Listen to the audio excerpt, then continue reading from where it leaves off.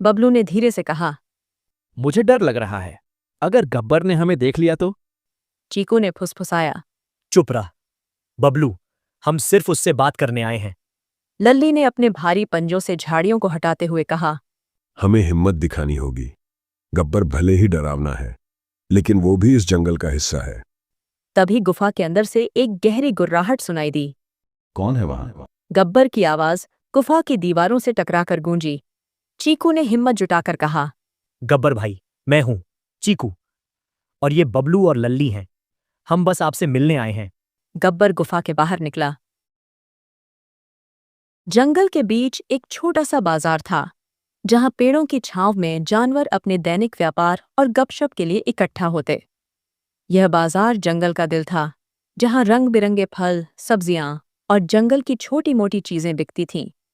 शेरू, एक चालाक लोमड़ी, अपनी दुकान पर फल सजाए बैठा था। उसकी चमकदार लाल पूंछ हवा में हल्के से हिल रही थी और वह ग्राहकों को लुभाने के लिए अपनी मधुर आवाज में गीत गुनगुना रहा था। सामने खरगोश बबलू अपनी गाजरों का ढेर सजाए बैठा था, हर गाजर को चमकाने में व्यस्त।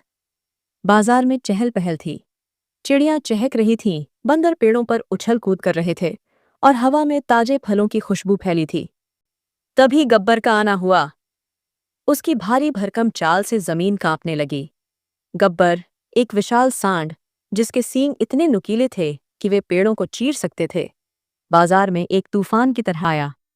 उसकी आंखें गुस्से से लाल थीं और उसकी मूंछें हवा में लहरा रही थीं। सभी जानवर चुप हो गए। चिड़ियां चहकना भूल गईं और शेरू की गुनगुनाहट अचानक थम गई। गब्बर ने गुर्राते हुए कहा। शेरू, मेरे लिए सबसे ताजा आम निकाल। उसकी आवाज इतनी भारी थी कि पास का एक पेड़ हिल गया। शेरू ने जल्दी जल्दी एक टोकरी आम आगे रख दी। ये लो गब्बर भाई, एकदम ताजा। उसकी आवाज में घबराहट थी, लेकिन वह मुस्कुराने की कोशिश कर रहा था।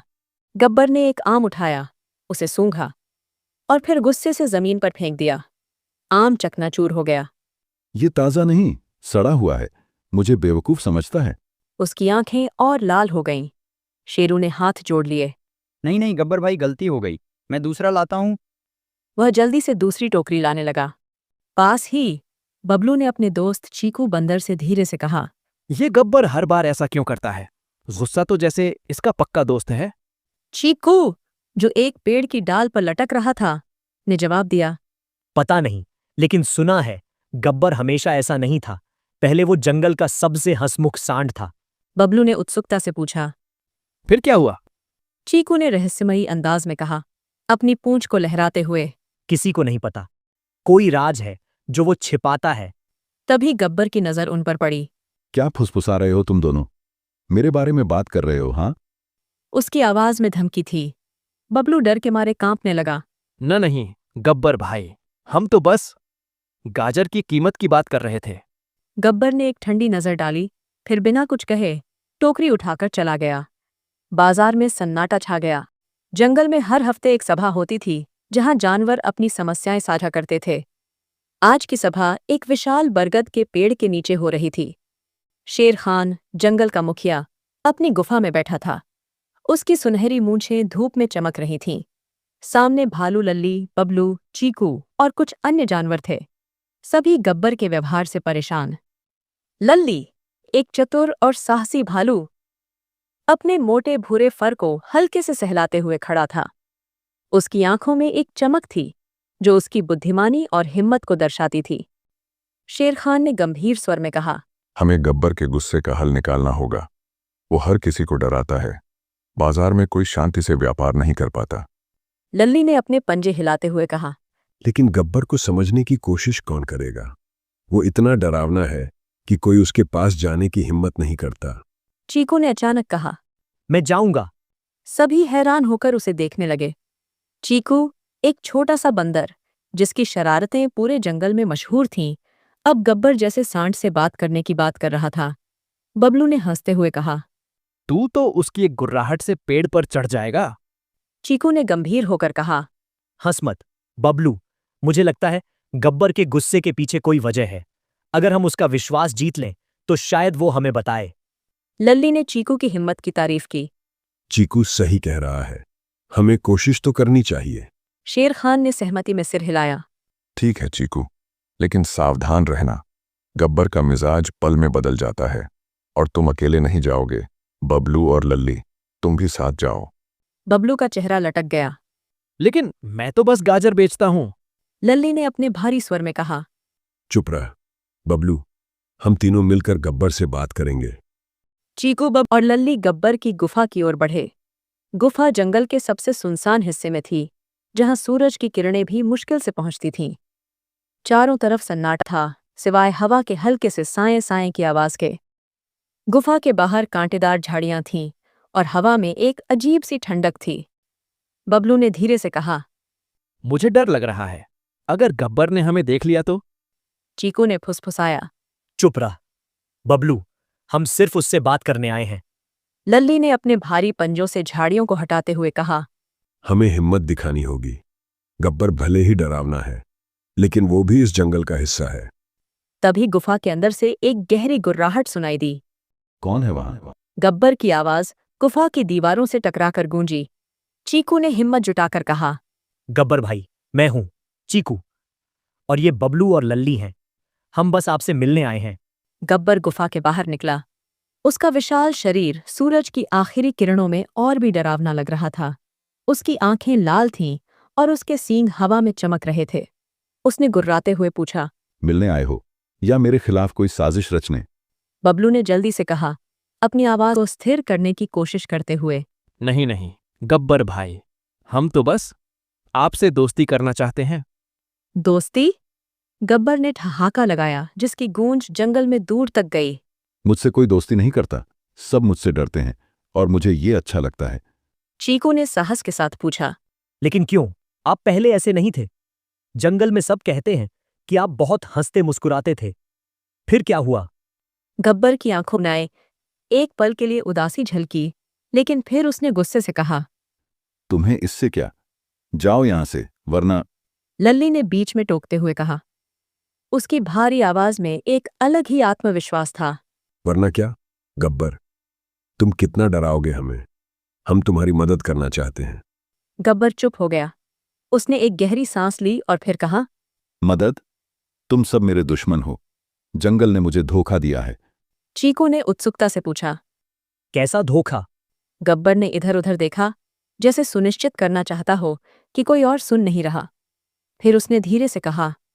ये बात किसी को बताना मत। मेरे साथ कुछ ऐसा हुआ जिसने मेरा भरोसा तोड़ दिया। जंगल में रात गहरा रही थी, तारे आसमान में चमक रहे थे और दूर कहीं सियार की आवाज गूंज रही थी। चीकू, बबलू और लल्ली गब्बर के साथ उसकी गुफा में बैठे थे। गुफा के अंदर एक छोटा सा अलाव जल रहा था, जिसकी रोशनी में गब्बर का चेहरा और भी रहस्यमयी लग रहा था। उसने आखिरकार अपनी कहानी शुरू की। कई साल पहले मैं इस जंगल का सबसे खुशमिजाज सांड था। मेरे दोस्त थे, खासकर एक बूढ़ा भालू बल्भू। वो मेरा सबसे अच्छा दोस्त था। हम साथ में नदी किनारे मछली पकड़ते, जंगल में घूमते और रात को तारों के नीचे कहानियां सुनाते। बल्भू के पास एक चमकता हुआ पत्थर था जिसे वो जंगल की आत्मा कहता था। वो कहता था कि ये पत्थर जंगल को एकजुट रखता है। गब्बर रुका। उसकी आवाज भारी हो गई। एक दिन जंगल में आग लग गई। आग इतनी तेज थी कि पेड़ एक एक करके जलने लगे। धुआं इतना घना था कि सांस लेना मुश्किल हो गया। मैंने बल्भू को बचाने की कोशिश की, लेकिन वो एक जलते पेड़ के नीचे फंस गया। मैंने जंगल के बाकी जानवरों से मदद मांगी, लेकिन सब डर के मारे भाग गए। कोई नहीं रुका। बल्भू मर गया। गब्बर की आंखें नम हो गईं, लेकिन उसने जल्दी से उन्हें पोंछ लिया। लल्ली की आंखें भी नम थीं। गब्बर, ये तो बहुत दुखद है, लेकिन तुमने तो कोशिश की थी। कोशिश? गब्बर ने गुस्से से कहा। मेरी कोशिश नाकाम रही और जंगल ने मुझे अकेला छोड़ दिया। उस दिन मैंने वो चमकता पत्थर भी खो दिया। तब से मैंने फैसला किया कि मैं किसी पर भरोसा नहीं करूंगा। गुस्सा मेरा हथियार बन गया। चीकू ने धीरे से कहा। लेकिन गब्बर भाई, क्या सारा जंगल इसके लिए जिम्मेदार है? हम तो उस वक्त यहां थे भी नहीं। लल्ली ने जोड़ा। सही कहता है, हमें एक मौका दो, हम तुम्हारे दोस्त बन सकते हैं। गब्बर ने कुछ देर सोचा, फिर उसने कहा। ठीक है, लेकिन एक शर्त पर। अगर तुम मेरे लिए कुछ कर सको तो मैं तुम पर भरोसा करूंगा। बबलू ने डरते हुए पूछा। क्या करना होगा? गब्बर ने एक रहस्यमयी मुस्कान दी। जंगल के उस पार एक पुराना मंदिर है।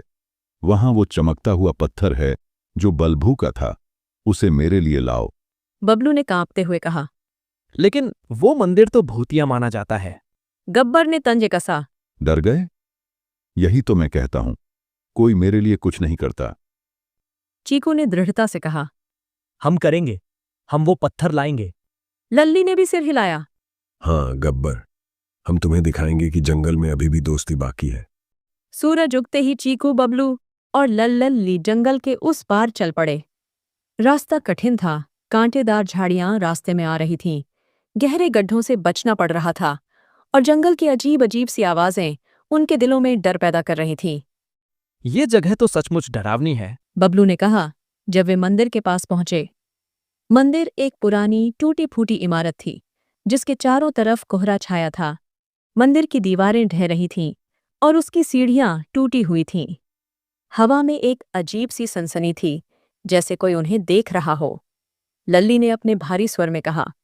चुप रह बबलू, हमें गब्बर का भरोसा जीतना है। मंदिर के अंदर अंधेरा था। दीवारों पर पुरानी चित्रकारी दिखी। उनमें एक सांड की तस्वीर थी जो गब्बर जैसा लगता था और उसके पास एक चमकता हुआ पत्थर था। देखो, लल्ली ने कहा। ये तो गब्बर जैसा लगता है। शायद ये पत्थर वाकई खास है। तभी एक ठंडी हवा चली। अंधेरे में एक हल्की सी चमक दिखी। वो पत्थर था एक छोटे से ताखे में रखा हुआ। मिल गया, चीकू ने खुशी से कहा। लेकिन जैसे ही उसने पत्थर को छुआ, फर्श हिलने लगा, दीवारों से धूल गिरने लगी और एक गहरी आवाज गूंजी। कौन है जो मेरे खजाने को छूने की हिम्मत करता है? तीनों डर के मारे एक दूसरे से चिपक गए। तभी एक छाया दिखी, एक विशाल सांड की, जो गब्बर से भी बड़ा था। उसकी आंखें चमक रही थीं और उसका शरीर धुएं जैसा लग रहा था। चीकू ने हकलाते हुए कहा। हम गब्बर के लिए आए हैं। छाया ने कहा। गब्बर, वो सांड जो अपने गुस्से में अंधा हो चुका है। ये पत्थर उसका नहीं, जंगल का है। इसे ले जाने के लिए तुम्हें उसका असली दर्द जानना होगा। लल्ली ने कहा। लेकिन हम तो कोशिश कर रहे हैं, हम उसका भरोसा जीतना चाहते हैं। छाया चुप हो गई, फिर बोली। ठीक है, लेकिन सावधान। ये पत्थर सिर्फ वही ले सकता है जिसका दिल सच्चा हो। पत्थर अचानक चमकने लगा और मंदिर का फर्श स्थिर हो गया। चीकू ने पत्थर उठाया, कोई बाधा नहीं आई। लेकिन जैसे ही वे बाहर निकले, एक तेज हवा चली और छाया गायब हो गई। बबलू ने कांपते हुए पूछा। ये क्या था? लल्ली ने कहा। पता नहीं, लेकिन हमें ये पत्थर गब्बर तक पहुंचाना है। तीनों गब्बर की गुफा लौटे। सूरज ढल रहा था और गब्बर बाहर खड़ा था, जैसे उनका इंतजार कर रहा हो। उसकी आंखों में एक अजीब सी बेचैनी थी। चीकू ने पत्थर आगे बढ़ाया। ये लो गब्बर भाई, हमने तुम्हारा काम कर दिया। गब्बर ने पत्थर को देखा। उसकी आंखें चमक उठीं। तुम सचमुच ले आए? उसकी आवाज में अविश्वास था। हाँ, लल्ली ने कहा। अब तुम्हें हम पर भरोसा करना होगा। गब्बर ने पत्थर को अपने पंजों में लिया। उसकी आंखें नम हो गईं। ये पत्थर बलभू का था। वो कहता था कि इसमें जंगल की आत्मा बसती है।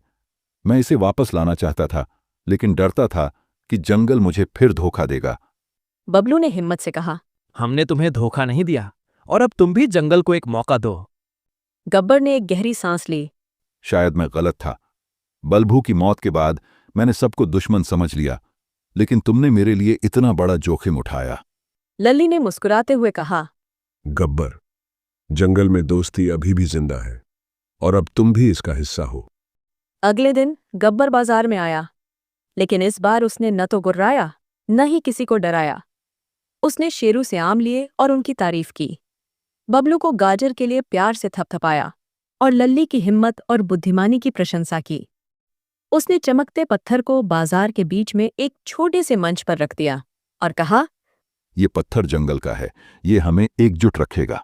जंगल में एक नई शुरुआत हुई। गब्बर का गुस्सा अब उसका हथियार नहीं था, उसके दोस्त थे। और बाजार में फिर से चहल पहल लौट आई, इस बार पहले से कहीं ज्यादा खुशी के साथ।